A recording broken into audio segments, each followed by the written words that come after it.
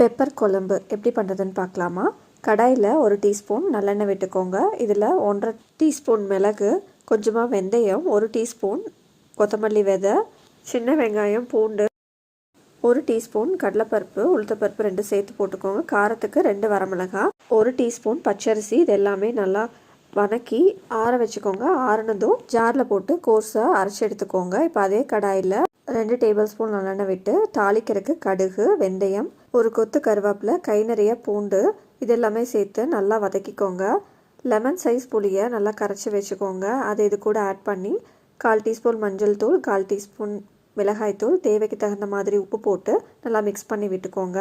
இந்த மிக்சர் நல்லா கொதித்து வந்தோன்னே நம்ம அரைச்சி வச்சுருக்கிற பேஸ்ட்டை இதில் போட்டுக்கோங்க. நம்ம இதில் அரைச்சி போட்டிருக்கிற அரிசி இந்த கிரேவிக்கு நல்லா ஒரு திக்னஸ் கொடுக்கும். கடைசியாக பெருங்காயத்தூள் ஆட் பண்ணிக்கோங்க. குழம்பு நல்லா கொதிச்சு கெட்டியானதும் அடுப்பு ஆஃப் பண்ணிக்கோங்க. சூப்பரான பெப்பர் குழம்பு ரெடி.